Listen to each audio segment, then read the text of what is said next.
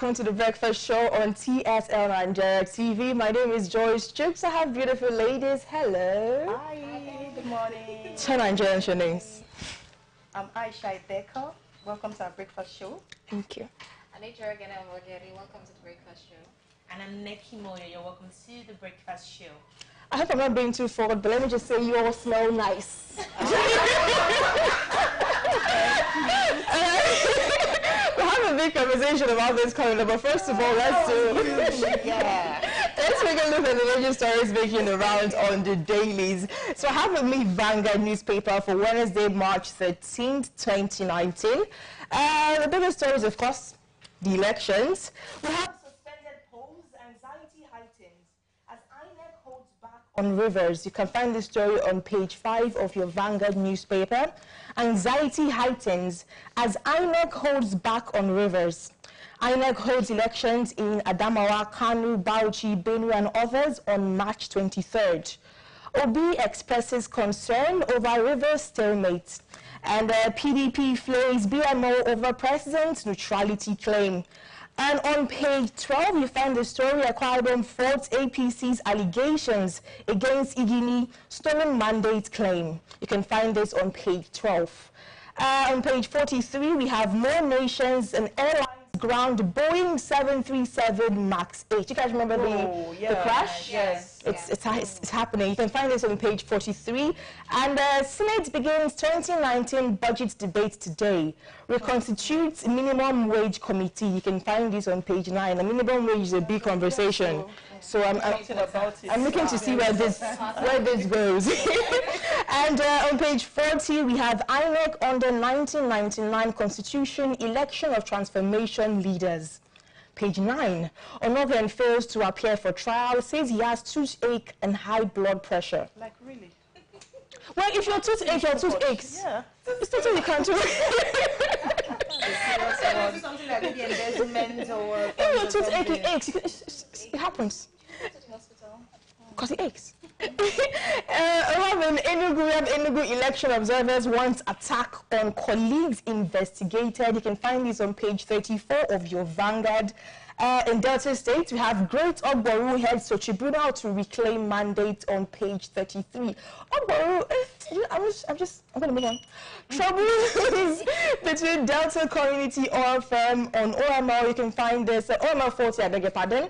You can find this on page 12. All these wonderful stories are on today's copy, Wednesday, March 13th, 2019 of your Vanguard. What do we have, Ijiro, for you? All right, I have The Guardian for Wednesday, March 13, 2019. And again, we have the elections here as one of the major stories. Of INEC course. fixes March 23rd for the extra polls in 6 states. And you will see that on page 6 of the Guardian newspaper. Senate begins consideration of 2019 9 trillion budget today. You see that on page 3. INEC's conclusive election as technical weapon against opposition. Now, that's special report. So you see that on page 36 of your Guardian newspaper. Pressure mounts on U.S. Boeing to the ground. The B737 MAX. Again, the whole plane crashed. Many people seems to be responding. Okay. Neki, please, what do you have? Okay, I have the Nigerian Tribune for March 13th, Wednesday, 2019. And the major stories happens to be the inconclusive poll in Kano, Bauchi, Sokoto, others no fate, March 23rd. Ajimobi to Makinde, don't destroy good things my government has done. Okay. You can find it in page 36 of the Nigerian Tribune. And moving forward, we have Chams, printed ballot papers, gun recovered during the election. Chamso. Yes, by the Nigerian Army. Okay. Page 4, and it has suspended CJM suffering from high BP, toothache, and cancer, tells the CCT. You can find food story on page 2. And also, we have INEC fact-finding team meets PDP and AAC candidates in Rivers. And Rivers political situation worrying, Peter Obi says.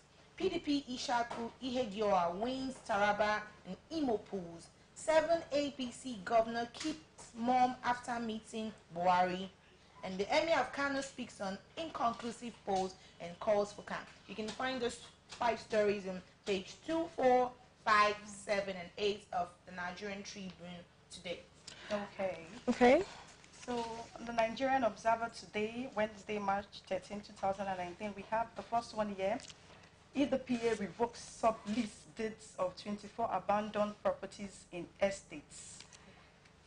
We also have groups loud Obaseki for leading Edo APC to landslide victory. The next on our list is Senate reconstitutes minimum wage committee. Yeah, that's a good one. We also have Obaseki attributes victory to party people's power. Congratulations to APC, they're leading in Edo States. House of Assembly, actually. The last but not the least here is Task Force Against Human Trafficking. Congratulate Obaseki on APC victory. We have that one on page 2. That's what we'll have on the Nigerian Observer today. If you want more of the story, go grab your Nigerian Observer. Yeah, over to you. Okay, I think a big story that I think is common in most of the papers and something that we should converse about is the situation with the Boeing 737 MAX 8. Okay. Now, this airline has cost the world over 300 lives.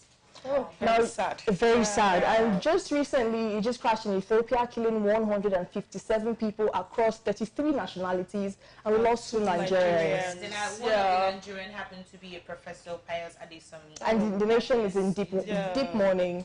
And the EU now apparently has asked all EU states to ban the Boeing 737 MAX. Yes. And they're asking that, it should be grounded across the world, basically. Now, this plane is created in the United States. Yes. And they're saying that there's no need to ground this plane.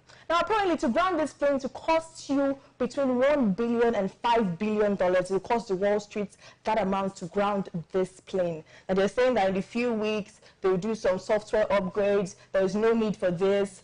But let's talk about lives. In the first place, why are they grounding the planes? Why? Because it's crashed twice. People are dying. Well, and they've not been able to find... Sorry, they have other planes that have crashed twice, don't they? I don't know. The peculiarity of this case is this particular type of plane, that's the Boeing 737 MAX, it's crashed twice in just a short amount of time. Okay. And that has caused for concern that there's probably something wrong that needs to be checked. And also importantly, they've not been able to check what's wrong. Yes, and they've not been able to discover exactly what. Now, if you can find exactly what, you can say, okay, we have to change the plug in the back. But right now, they don't know exactly what is the problem. Okay. And people are crying. Now, the Nigerian aviation minister has come out, Hadi Sidika has said, he had to comment and say that Nigerians, we do not have this plane in our fleets. You guys are safe. You guys are going to be okay. We do not have these planes in our fleet. So obviously this is a national problem. But for the money it's going to cost the company and the country, losing between $1 and $5 billion. Woo! Well, I guess so safety is always first when it comes to such Yes. things. Nobody wants to risk losing lives, and then it's giving you as a bad image too. Let's not just think about the money. Okay, nice. I'm always thinking about money. So basically,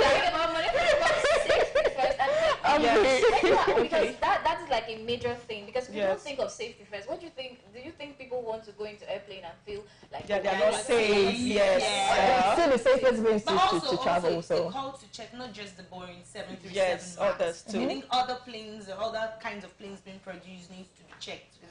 Now everybody's attention is just on the Boeing. What other planes that would subsequently crash due to negligence in quotes? as a Nigerian, God forbid. So I think they should actually do something about it because it's going to cost them money. They should try and know what's wrong with it and fix it and assure us that the planes can fly. Yeah, they say they're working on that in the coming weeks, and they'll have a software upgrade. Donald Trump said they're going to be pilots anymore. That why are we even having pilots? It's 2019. These things should fly themselves. Are you serious? Is it, as a Nigerian, I think about the fact that we have jazz, we're already flying ourselves.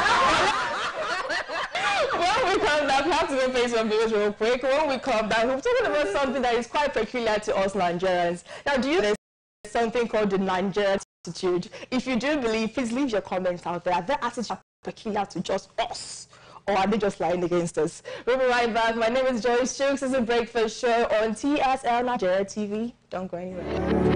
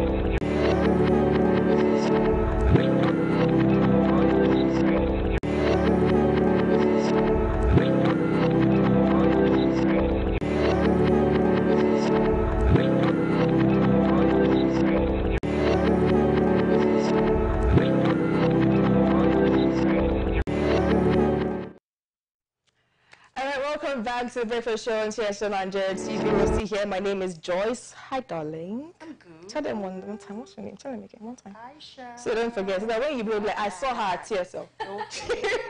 Hello, Gozeju. Hi. Neki. Hi. Hello. Okay, let's jump into it.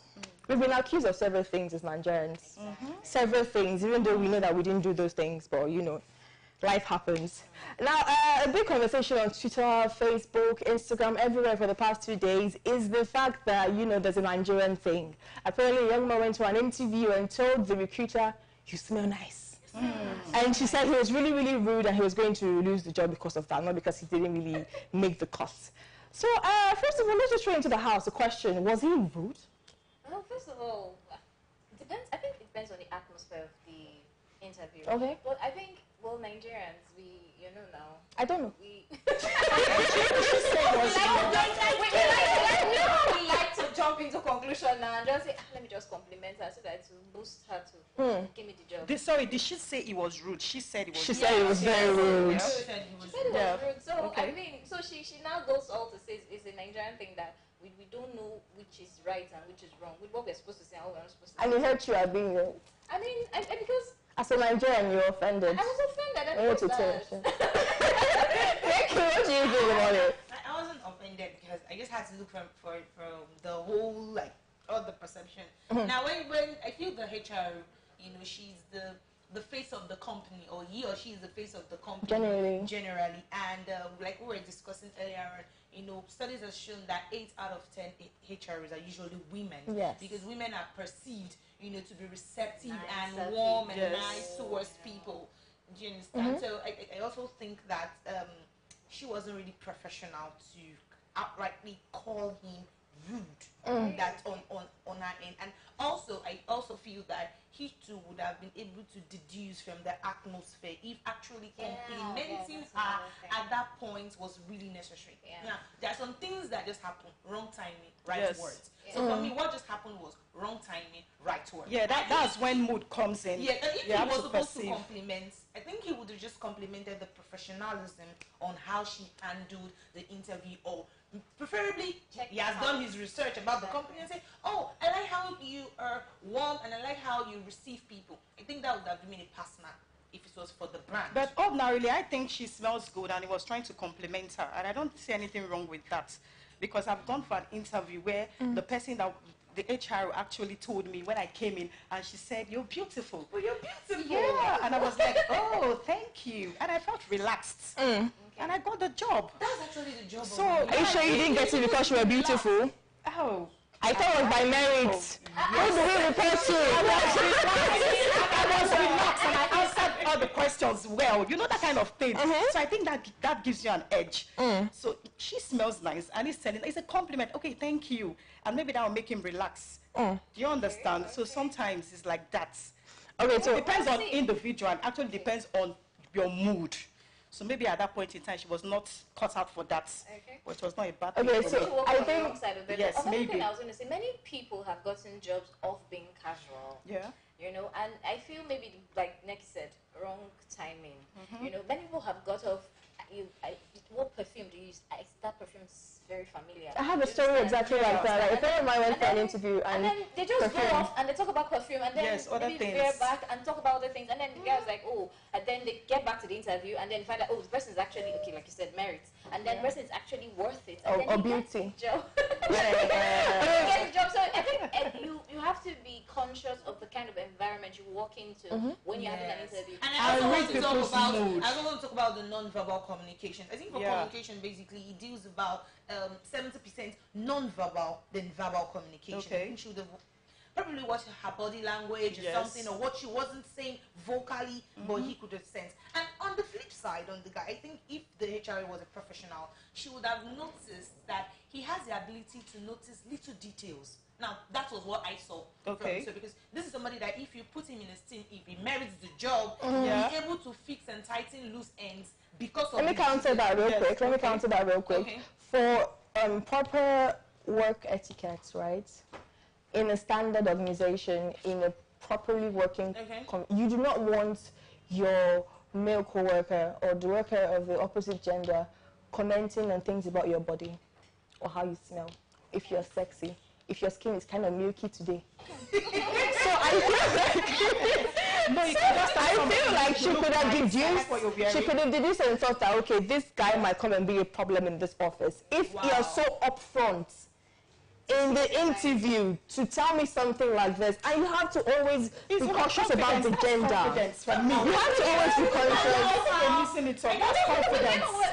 Personally, I think when we're at the interview, it could also be he was trying to ease his tension. Maybe It was after the interview. Okay, I think at this point it's safe to say that, you know, we need to make it very clear to everybody that is actually watching at this time. Maybe just so you will get the job.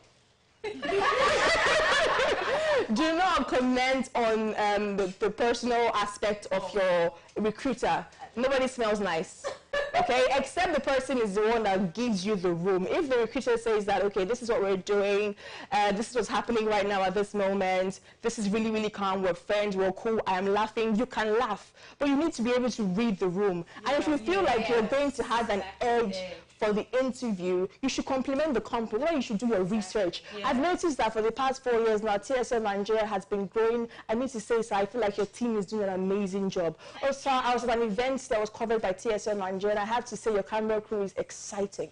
Right? Am I? Okay.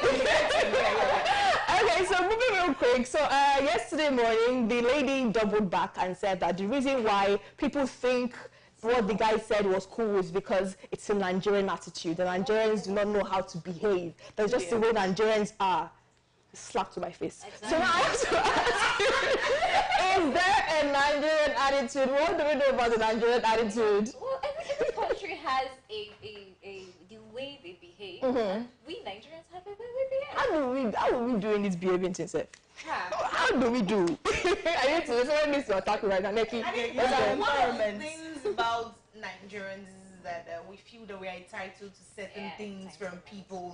For instance, if your uncle is the commissioner of education, I feel he should get me a job. normal level. I don't understand.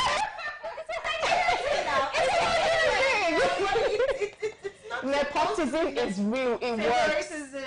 It works. It works. Nepotism works. Sorry to say, is it just Nigeria? What about abroad? Nepotism happens everywhere. It's everywhere now. So we are being falsely You should be able accused. to help me and fix me somewhere too. He should and he must might be different things. That is different. That is the Nigerian thing. Mentality, they get now. now. Like I just have one uncle up there, and then he's not helping me. I mean, I know someone who told me that her uncle is a very high man in Nigeria. He cannot even help me. What happens to your aunt? What about you? I have an uncle somewhere, but I don't rely on him. I have to do my own thing. They feel it's not like it's on their pages, they're asking for money. It happened to Desmond Mandela recently. His car was attacked because he didn't drop money. Iyanya was attacked one time because he didn't share money for his fans. Because apparently they are the ones that did it for them. Even though Nigerians are the lowest, one of the lowest streamers of music in the world, you know, we don't buy music at all, but apparently we made them, that happens. And also, let's look at these phrases, English phrases that annoy Nigeria. Hey. Who is this? hello. Who is this? You have called me now. Who is this? Do you get offended? Say, please, let's be. Yeah, sometimes. Why do you get offended? You're the one that's calling, and you're asking who is this. Even when you call a person that doesn't have your number, hello, who is this? So you don't know my voice. Not even my voice. I'm like, can you just call me and ask who is this? You're the one that is calling. But who are you? Trying to make sure I'm sure who you are. And it's a question like asking you who is this. I'm trying to think about it now, but I do it, you know. Nigerians like respect very much. Excessively. That's where it's coming from. We like respect. And apparently, how are you is disrespectful depending on the age. Yeah, when are you mad? And you don't and know it's that. a question, so And you're you mad don't know already. that person you caused. But why is how are you disrespectful?